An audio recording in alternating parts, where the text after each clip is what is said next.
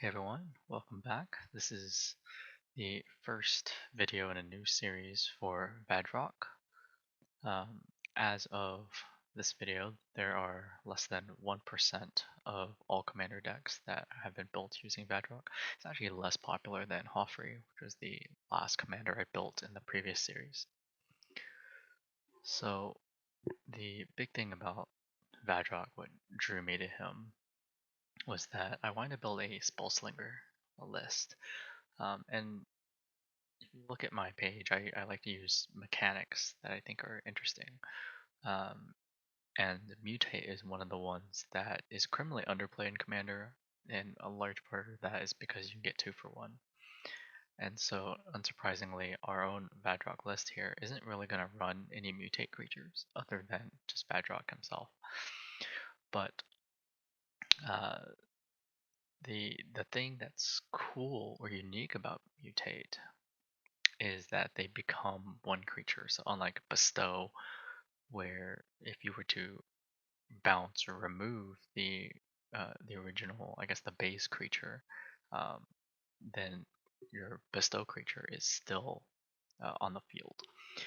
In this case, with Mutate, we actually can bounce all the creatures back to hand, and so a lot of those cheap commons like Cloud of Fairies, I think that's in the top cards here, maybe. Oh, interesting. It's not actually listed in the top cards, but anyway, the cheap commons that, that nobody plays are actually not too bad with Vadrok. So when brewing lists, I like to start backward in terms of where we're trying to get or what we're trying to do. So I like to start with the win cons. So the win con I've chosen, and this is based on a number of research and looking at other Vadrok lists that I've seen online. The win con that I'm choosing that we use, the main win con line, is Lightning Bolt. So Vadrok has a number of loops that let him essentially just cast a non-creature spell from a graveyard infinitely. And one of the cards that I include in my current list is Lightning Bolt. And so the goal is to build up some sort of loop that lets us cast a non-creature spell infinitely, and then we're just gonna lightning bolt everyone to death. There is also a line where um, where we can also make infinite hasty tokens, and that's with, so if you look at the combos here, um, these two combos, if you actually have both Heat Shimmer and Twin Flame in the graveyard, you can go net positive with hasty tokens, and you can make an infinite number of them. So that's kind of like a backup win con. And so that's kind of what I'm building toward. Is we're gonna play a deck that essentially looks like it's dropping a bunch of random stuff. Maybe except with these combos here. But if you drop Cloud of Fairies, and then you're digging in your deck looking for Snap and Twin Flame or Heat Shimmer, and your commander is still sitting in your command zone, that's a pretty unassuming board state. No one's really going to contest that unless they are familiar with Vadrok. But as I mentioned, Vadrok has less than 1% of all commander decks built, less than 1,500 decks built with Vadrok, at least according to EDHREC. And so no one really knows what this guy does. And if you watch my Joffrey list, this deck is definitely capable of going from just a cloud of fairies in play and some cards at hand to suddenly winning the game. And so I want to go over the list that I've put together. One thing that you'll notice is that Vadrok is played in competitive commander as kind of like a niche deck. However, those competitive commander lists run Dockside Extortionists, and it's a conscious decision for me to not run Dockside. So, as you'll know, and by the way, I am changing my name on Moxfield to actually match my YouTube uh, YouTube channel name. But the the rules that I build all my decks, no mana crypt, no Guy's Cradle, no 2-card infinites, and no 2-card wincons. And so that rules out a lot of cards. Like if we want to run Heat Shimmer, we can't run Dual Caster Mage. And I also didn't like. So this is the most common combo right here.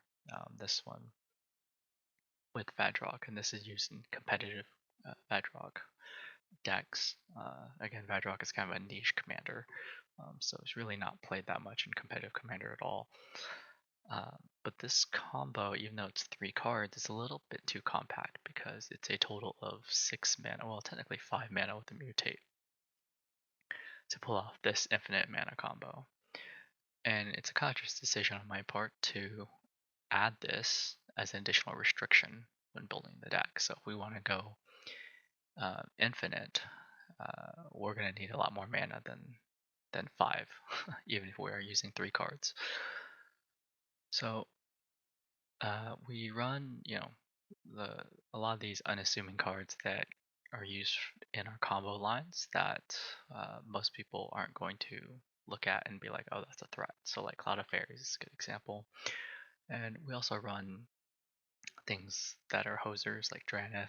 If we're running white, we definitely run Draneth. We run Esper Sentinel. We need combo protection pieces like Grand Abolisher and Ranger Captain.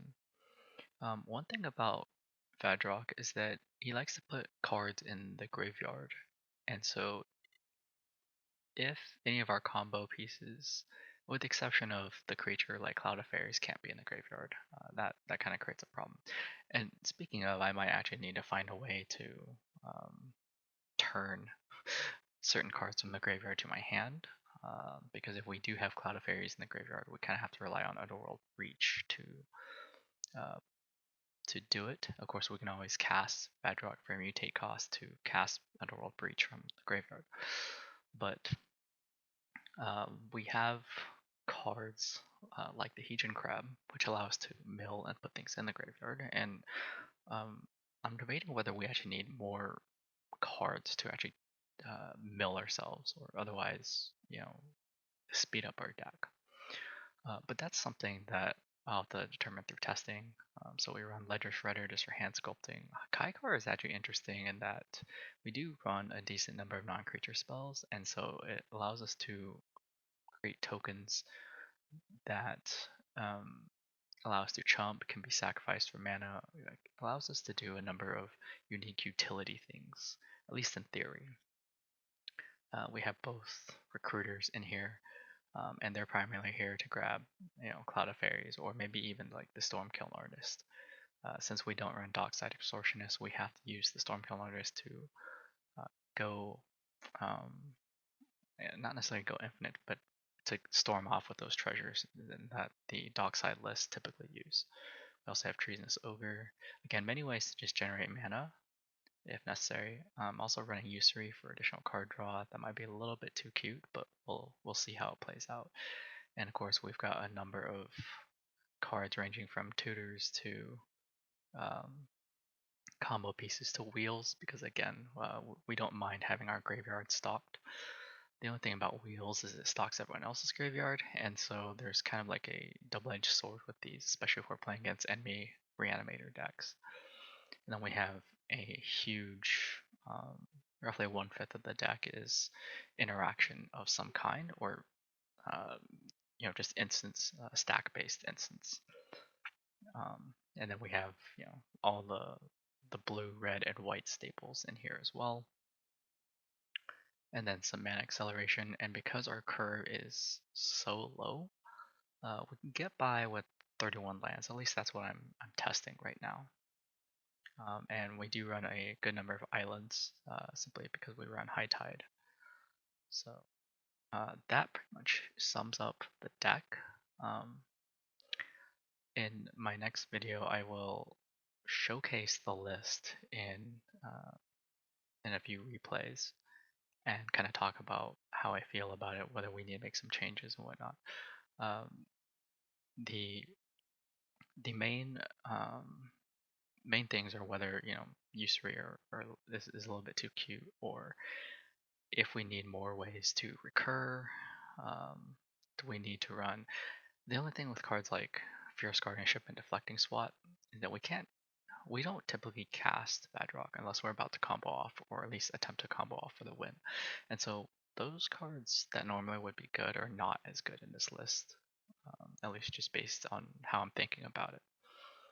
So yeah, just stay tuned for the next video where we actually showcase this list in actual games and kind of run through how I'm feeling about it, what changes we need to make.